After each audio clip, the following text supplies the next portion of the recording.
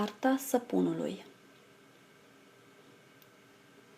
Partea 1. Metode de a produce săpun. Există 3 feluri de a produce săpun: metoda la rece, metoda la cald, metoda melt and pour, cu o bază de glicerină.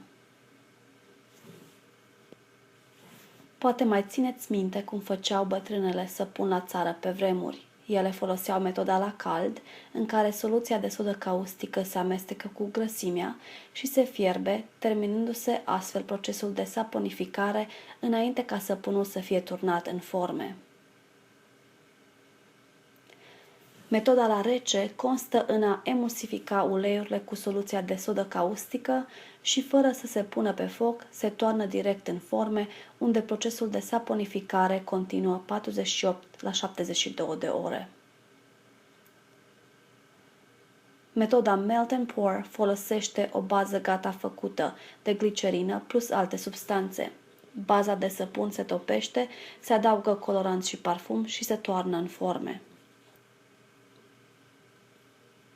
Pentru început, ne vom concentra pe metoda la rece.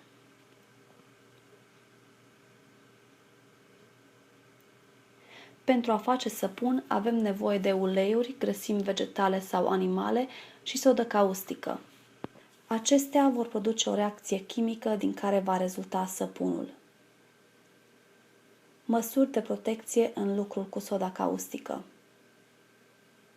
Soda caustică este o substanță corozivă, cea mai tare bază în chimie, cu un pH de 14. În comparație, apa are un pH de 7, pielea are un pH de 5,5, săpunul va avea un pH de 8 la 9.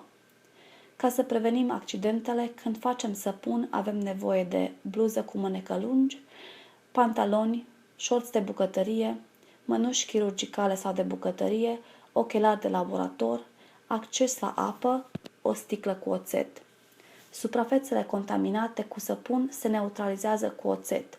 Dacă săpunul sau soda a atins pielea, se folosește apa. Nu folosiți niciodată oțet pentru stropi pe piele.